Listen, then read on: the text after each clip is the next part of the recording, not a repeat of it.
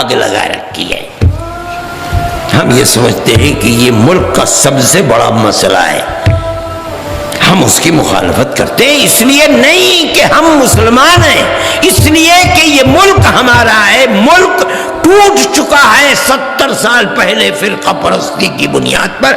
اگر فرقہ پرستی پھر جنم لے گی، ملک پھر ٹوٹے گا۔ ہم اپنے اس ملک کی حفاظت چاہتے ہیں، ہمارے نزدیک کوئی مسئلہ نہیں ہے۔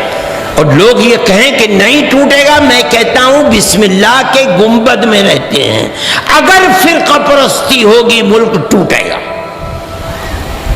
ٹوٹ چکا ہے تو اب کیوں نہیں ٹوٹے گا؟ اور دیکھو،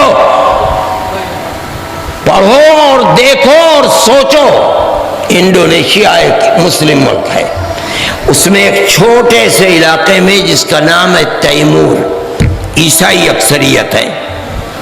ساری عیسائی دنیا میں جو ساری دنیا کے باپ سمجھے جاتے ہیں، سپر پاور طاقت مل کر کے انڈونیشیا کو تقسیم کرا دیا اور ملک تقسیم ہو گیا۔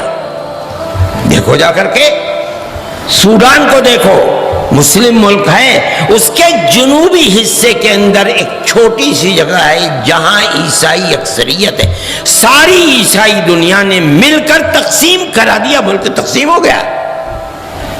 اب ہم اپنے ملک کو بات کہتے ہیں، آج سے 70 سال پہلے جب ملک تقسیم ہوا، آزاد ہوا، ہندوستان کے اندر ایک بھی صوبہ اور اسٹیٹ عیسائی نہیں تھا۔ آج 70 سال گزرے ہیں، ہندوستان کے مشرق کے اندر ناگالینڈ، میزورم، میگھالیہ، اروناچل، یہ 4 اسٹیٹ اور بوڈو لینڈ اسی طرف چل رہا ہے۔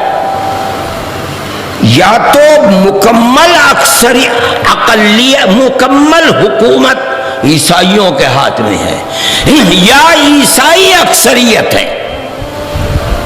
اگر ملک ہندو اسٹیٹ بن جاتا ہے، جس کا دعویٰ فرقہ پرست لوگ کر رہے ہیں، کون مائی کا لال ہے؟ اگر انڈونیشیا نہیں بچا، سوڈان نہیں بچا، ہندوستان بچ جائے گا۔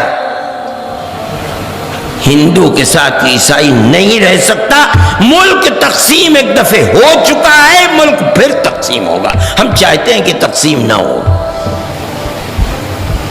ہمارا صرف ایک ہی مقصد ہے، اور ملک تقسیم نہ ہو۔ اتنی اقلیت، مسلمان ایک اقلیت 20 کروڑ، کرسچن اقلیت ہے کتنی؟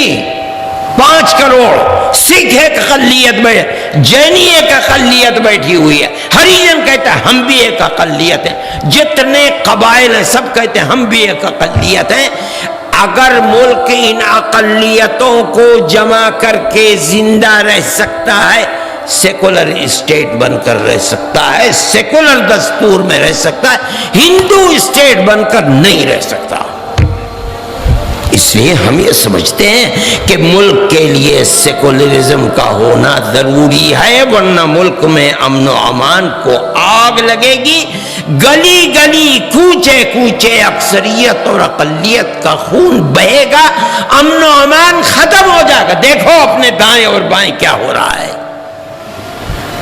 اگر وہ بری ہوائیں چل کر اس ملک میں پہنچ جائیں گی تو تمہارا کیا ہوگا اور ہمارا کیا ہوگا؟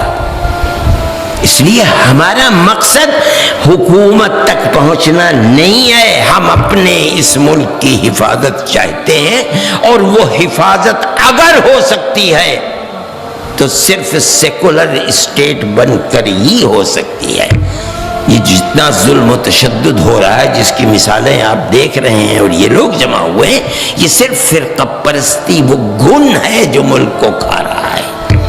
اور یہ لوگ نہیں سمجھ رہے ہیں کہ یہ اکثریت اور اقلیت کو کہاں ڈھکیل رہے ہیں، ملک کو کس غار تباہی کے اندر لے کر چل رہے ہیں۔ ان کی سمجھ میں بات نہیں آ رہی ہے، ان کی مت ماری گئی ہے۔ یہ ملک کدھر چل رہا ہے آج نہیں سمجھو گے تو کل سمجھ جاؤ گے کہ ہم جو کہتے تھے وہ صحیح تھا، جدھر یہ لے کر گئے تباہی کا راستہ ہے۔ ملک تو سیکولر اسٹیٹ بن کر رہے گا، اتنی اقلیتیں اس ملک میں ہیں کہ اگر ان اقلیتوں کو جمع کر دیا جائے تو جو اپنے آپ کو اکثریت کہتے ہیں اقلیت میں آ جائیں گے، تو کیسے ملک چلے گا؟